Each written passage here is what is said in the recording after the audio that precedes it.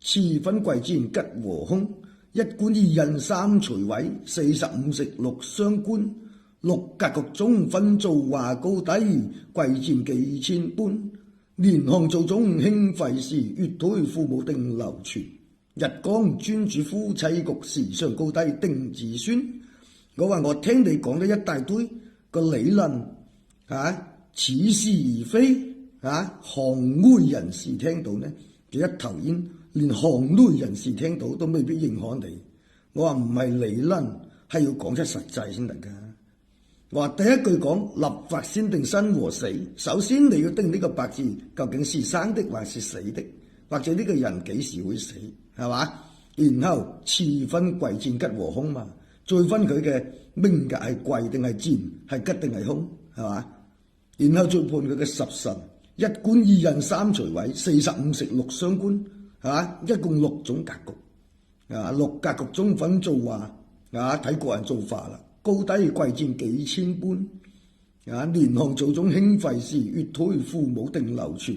我話你呢啲嘢你都不懂，你又同我長篇大論，仲要知報家門報你係咩門派，你師傅係邊個，仲要問我有冇聽過，係嘛？你師傅究竟係國家領導人呢，定係某某大牌明星？一定要有人聽過，係咪先？哪怕你師傅係霍元甲，都不代表你就係天下第一，好好打㗎。係嘛？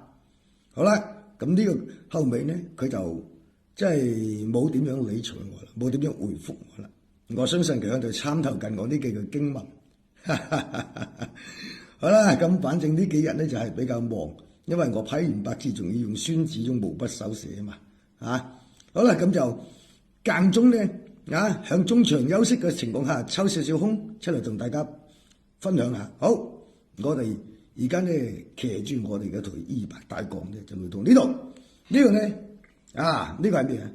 呢個就係眾所周知嘅蓮塘鎮同埋活道嗰邊嗰個叫大紅嶺大紅嶺嘅生物非常之宏偉壯觀，好似我咁比較宏偉嗱，我哋睇睇呢條生物。